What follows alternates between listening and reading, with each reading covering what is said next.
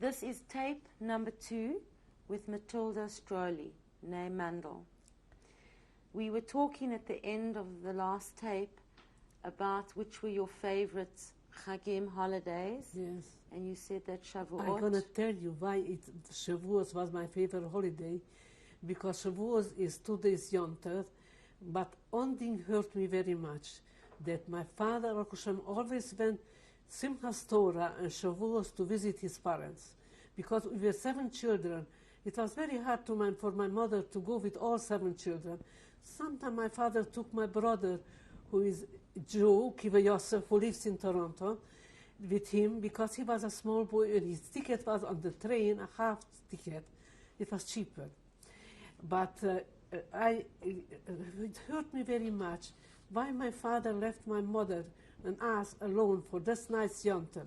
And Simchas Torah too. So my father said, if my parents are alive, I always gonna go to them. Later, when they were killed by the fascists, because that's I'm gonna tell later, then he wanted very much to go to, he went to the Siget Rebbe. For the same Yom Tov, so he wasn't home, because I was a very religious man, and he wanted to go, and my mother should understand him. I didn't like it so much, but this was important, that she understands him, you know. Did your father seek advice from the Rebbe from time to time? Could be. I don't remember this. Do you remember whether the Rebbe came to your home ever? Yes. The Sigeter Rebbe was when I was, I don't know, 8 years old, 9 years old, in our place in a house, then something happened in the house fell down, how you call it? It was, something got broken in the house and it fell in the basement. And after this, my father invited the Rebbe should come to our house after they fixed it. And they come to the house, and my husband said that he remembered he was a young boy, he was learning in Cluj, and he was in our house then. I don't remember. But my father was very happy that the Rebbe come to our house to be by a meal, you know.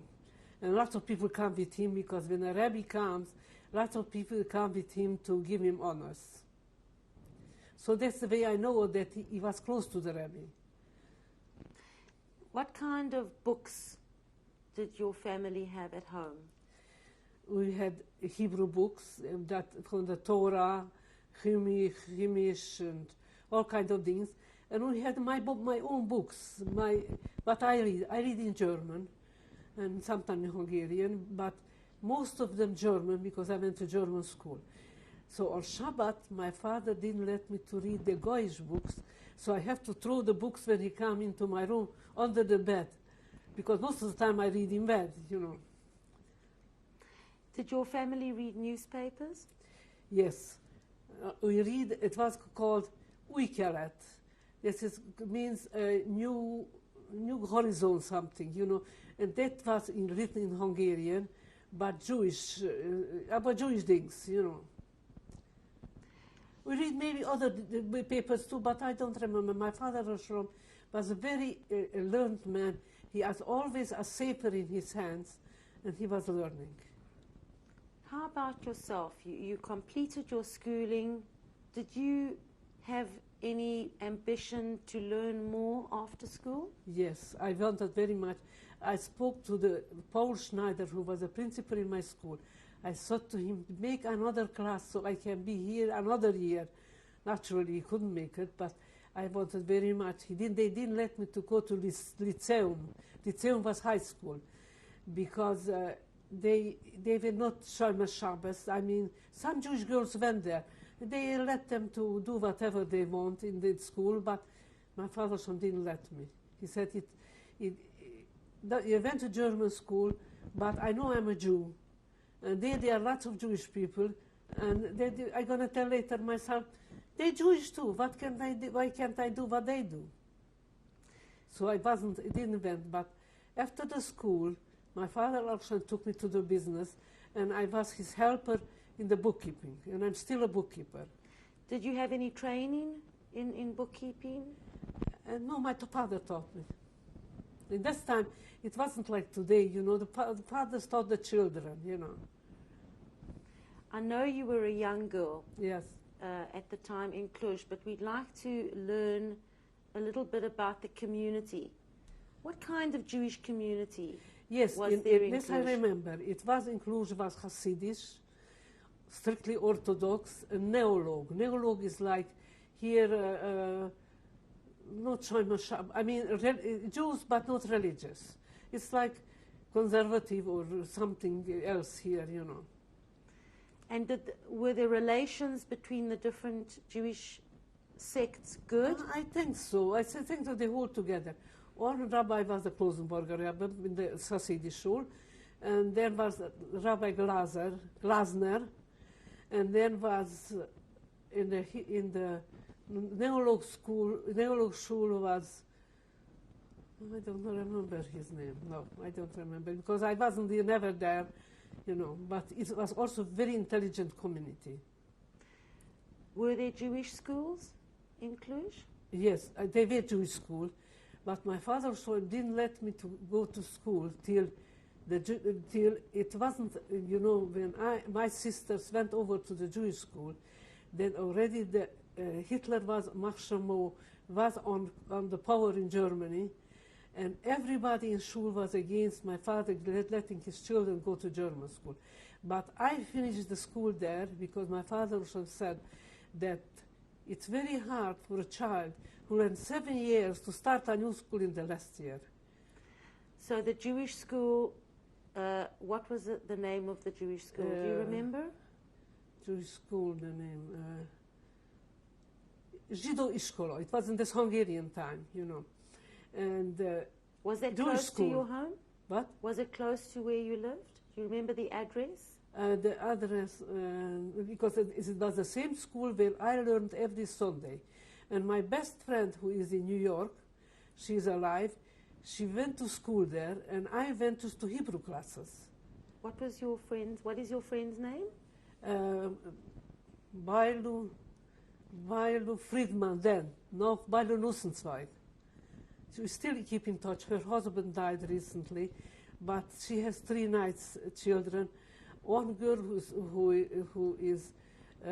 was born not completely normal, but her head was okay. How you call these children whose bones are not okay? Cerebral palsy. She has cerebral palsy. And two boys who are very wealthy men now. And the girl got married. I was on the wedding because she was very smart. She finished university, and she has 2 children. Now, was there only the one Jewish school in Cluj? Yes, it was just one Jewish school. And that's why my father didn't let me there, because most of the girls who went there, they're not religious.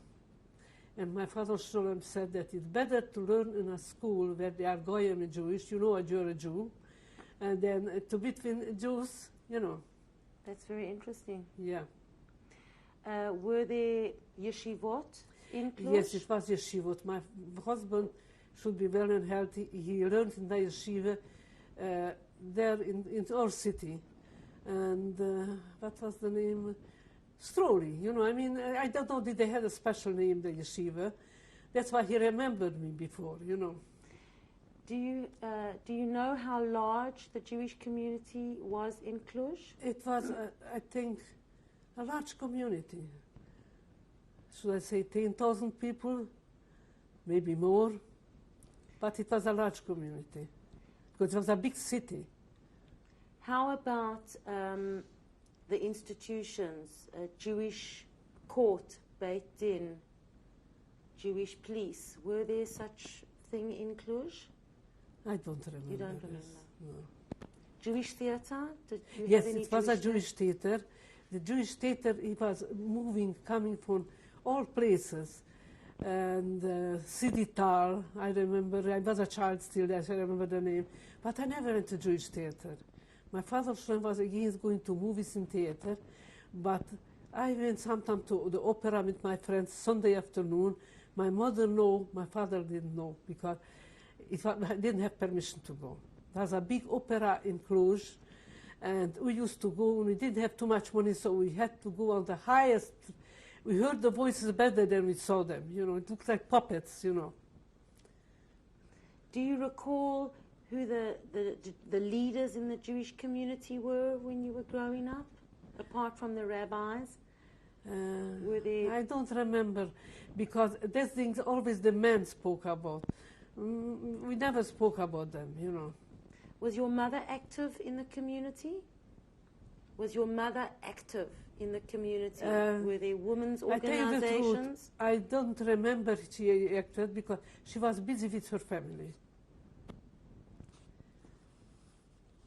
Yes, she felt that it's more important to bring up the children good than to be someplace and leave the children alone. It was no babysitter in this time. And when we had a maid, how do you know the maid is okay to be with the children, you know? From what you were telling me, you were leading a very happy Jewish life in Cluj. Yes, it was a very nice life. What were your dreams towards the future as a young teenager? Yes, I wanted to learn to be somebody. I didn't give up, but I couldn't do it because I wouldn't do nothing against my father's will. And I told my father, so my mother was there. He says it was different times. Like today, the times are changing. So your dream as a young woman was to be somebody. I felt myself intelligent enough to speak to anybody, and I had nice friends. But you know, it was different times. You did nothing against your parents. Some girls did, but they were called bad girls. And from what you knew, relations between the Jewish community and the non-Jewish community, what were they like? It wasn't too bad, because when I could live there, they didn't throw us out. Just when the Hungarians come in. And you know, Hungarians are very vicious people. I don't say everybody, but most of them. And they were against the Jews.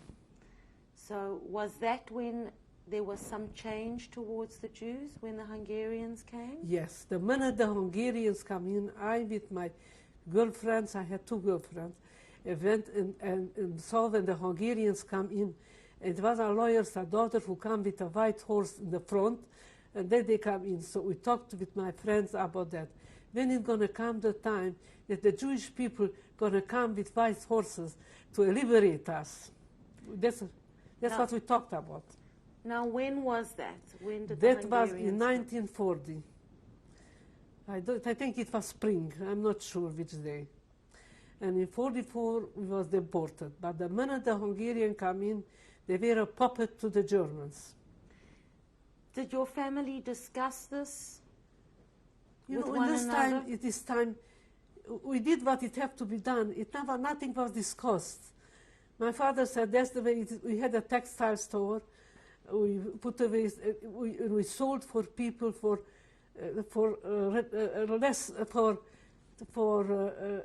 they bought now and they paid later. And most of them were goyim who bought. And when I was a young girl, I used to go and collect the money every Sunday. Not every Sunday, it was because my father used to go, and I used to go there, you know. And like it was Pesach, my father told me, be careful, there are going to be some boys there, and they're going to spray you with cologne, water cologne on Passover, because they have Easter. And don't let them spray on you, because this is hummus. I had no idea, but they didn't let them to spray on me, you know. And during Easter, Passover time, was that a difficult time for Jewish people, from what you remember? When the Romanians was there, it was nothing. But when the Hungarians were, they were afraid, because they were everything against the Jews. They took away the stores. They took away everything, you know, and so the people got anti-Semitic too. How did that affect your father's family? My father's family was in Sibiu. That was Romania. And in Romania, the Hungarian didn't went in because the Romanian, what they did with the Jews, they took money for them, but they didn't kill them. They didn't give them out. And so when I came home from concentration camp, and I got married with my husband, my grandmother was still alive. She was my interferer. You know what interferer is? What happened to your father's store when the Hungarians came? So, we had to close up. They didn't took it away because if you close up the store, you can't make a living anymore. And some things we put away, some places, and some things we find after we come back, and some things we didn't find because the people who moved in, they were Hungarians, and they looked all over to find the things. They know what we were, you know. Before I forget, my brother was in working camp, and when the Russian come into Cluj, he came with the Russian together in. When was he taken to the working camp? He was taken when he was, I think, 20 years old or how old, because they didn't do the Jewish boys with soldiers, just working. And I don't know where he was, but he came in with the Russian together, because the Russian liberated Romania and Hungary. And he went to the house where we lived. Everything was the same way that we left it. And Goyim was sleeping in my parents' bedroom, and everything was there. And the Goyim started to scream, "My, they didn't kill them!" And he ran out. He went back to my grandparents in Sibiu, where he was staying there. I just want to go back to when the Hungarians yes. took over Cluj. How did the family survive when the store was closed down? How did your father make a living? Yes, I had a couple uncles in Sibiu. It was a time when my father helped them, and my uncle Karl Mandel, Copy Mandel, he helped us. He sent us money to could live, you know, because he said he's paying back because this uncle of mine, he died a couple of years ago in Israel, and yes, in Israel. But you know, he was doing with spiritus, you know, this is alcohol. He worked in a black market, and they catched a couple of people. So he ran away with a sister to Vienna. How he ran away? He went in the train. He was under the bank, and my aunt was a beautiful woman, and she looked out to the officers, and so they didn't come in to look. That's the way he was in Vienna for a long time till everything was finished with this, you know. So he helped us. When the Hungarians were in Cluj, did your family remain in the home? Yes, we remained in home. Just after Pesach, before Shavuos, they started to take the people to the ghetto. The ghetto. What year was this? 44. So between when the Hungarians came and between 1944, it's 4 years. What was life for the family like under the Hungarians? It wasn't too good, but it wasn't too bad. And because when the Germans come in, the minute they come in, they said that the Jews have to go in the Ziegelfabrik. That is the factory where they make, you know what you build houses with? Blocks, the block factory. And they put us all, we was the first transport. Our place was the first place that they took in. And my uncle, who was a doctor, who was then in Bessarabia, like a doctor in a army unit. He was an officer. And his wife and children also went, yes. So my grandmother, my grandfather wasn't alive anymore. My grandmother has a stroke, and she was in a chair. And so everybody tried to do something for people who is sick or something. So I went to the Jewish hospital. We had a Mount Sinai hospital. I went there and I told them that my uncle was working 10 years for nothing in this hospital, and I'm paying money for my grandmother, and she should be here because how can she be taken to the ghetto when She sits in a chair. She can't talk properly and everything. They wouldn't let her. There's no place and everything. So I ran home and I rented a carriage and took a Chesterfield like that and put it in the hall and bring my grandmother and put them on it. So I said, in case you're going to throw out my grandmother, whose son was a doctor here for 10 years, then you are not people. I didn't know about Auschwitz or something. So she was there. After the war, when I had my son, there was a nurse with me, a Jewish nurse, and she told me she was there with my grandmother when she died. And it was another Jewish old lady who made the tachrichim, but she didn't remember where she was buried, but she was there when she died. You know, because my grandmother said, don't leave me here. She didn't speak good. Don't leave me here. I'm never going to see you again. I said, Bobby, I'm going to come back. Don't forget. He said, I feel you're not going to come back. That was the way she said goodbye to me. So, yeah. Sorry, Mrs. Stroli. When the Hungarians were in Cluj, yes. Was there a change among the non-Jewish people towards the Jews? Did you feel a change? I tell you something. We lived in a city, and we were just friendly with the Jewish people. Business was business, and after the store closed, we had nothing to do with the Goyish people, you know. And Jewish people, we were all friends, you know. In little cities, the Goyim and the Jews were close, but not in our city. Not that I know of. So, you mentioned that the ghetto was prepared. When did you first hear about the ghetto? How did you hear about it? 2 days before. How did you hear about it? They wrote in the paper and they told on the radio what's happening. That we had to go away because they'll take us to work. The factory where we were taken in, it was a block factory. It was nothing, just blocks on the floor, nothing else. So everybody bought things with them. Linen we put on that it should be like a separate place, you know. And my mother used bring lots of beans with them because you couldn't take nothing from home, just something. Later they took it away, that's too. So I remember every day we had shund. That was the beans. You put in water, the next day you cook it. And that's what we eat all the time, for 3 weeks. The day that you were taken to the ghetto, yes. Who was with you? Oh, my brother was in the army, in the working army. Which brother? Shia, who is in New York.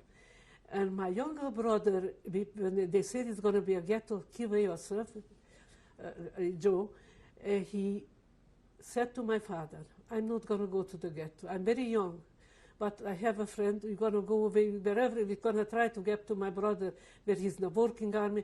But he was a very small boy at his age. But he said he's not going to go. He's not going to go in the ghetto. So he wasn't there, and my older brother wasn't there. We were my mother and my father, my sister Pearl, and Vicky, Laia, Rivka, and my Schleeb, and me, Mathilda. Did you know, before you went into the ghetto, whether there were any organizations who tried to rescue the Jews from Cluj? We don't know anything.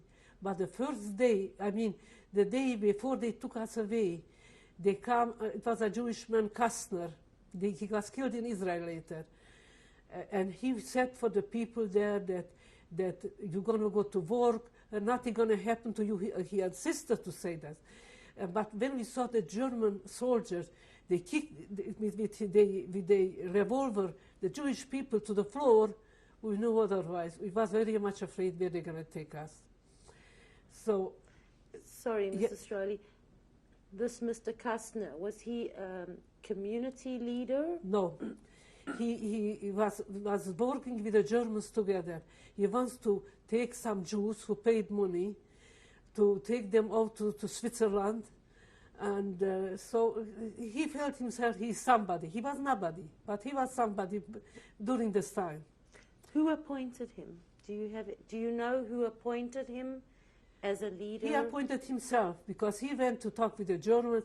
It was always people who did against the Jews, between the Jewish people. And he was there on, and I remember after the liberation, he was in our city, and I told my husband, and after we got married, that I'm going to go to the police, I'm going to tell them about him. My husband didn't let me. He said, they're going to find out who he was, and he's going to get his merit. And that's why in Israel, when it was later. But what I wanted to say is that when we arrived I can talk? We arrived in the ghetto, and they took all the young girls to, the babies were in a specialist place, because lots of people had babies. And they have to look after the babies, so they took the young girls to diaper them, to feed them, you know, and I was on between them. It was a couple weeks after we was in ghetto that my shift was finished at 7 o'clock, and I wanted to go back where my parents are. And I tried to go in, and I can't go in because everything was closed. I was very scared, so everybody said, you stay here with us, nothing going to happen to you. I said, are you kidding? I'm going to leave my parents with my sisters and brother to be there alone? So I went around them and find a place where I could on the desk to get in. And when I arrived, my father and my mother kissed me and hugged me, and they said they were afraid they lost me forever. That's the close we was with our family, that they wouldn't let them to be alone. We wanted to be with them, doesn't matter what happens. Where did you stay? Tell me about the ghetto. It was... was it blocked off from the rest of Cluj? Where was the ghetto in Cluj? It was, they made a rail around the place. And everybody who was there had something, but they put on that it should look private a little bit, you know, like you put a wall, but you put it with linen, you know. And I start to think of my mother, how she cooked for us, and how she looked after us, you know, there we had nothing. What streets were inside the ghetto? I don't know, that was on end from the city.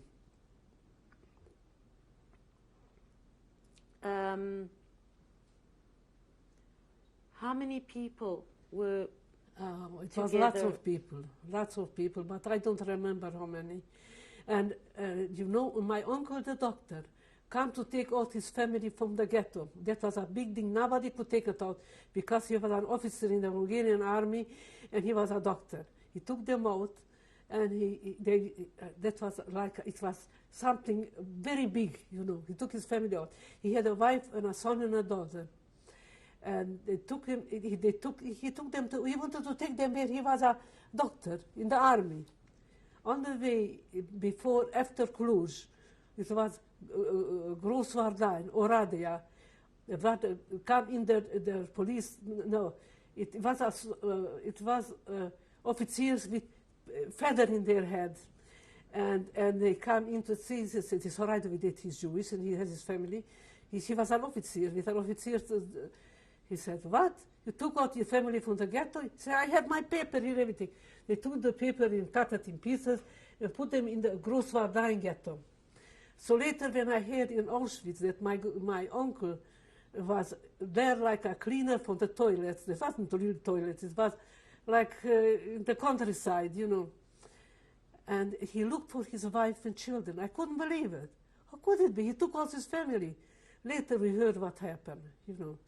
And not she and the daughter was alive, and not he and his son. Who was in charge of the deportation? The Hungarian with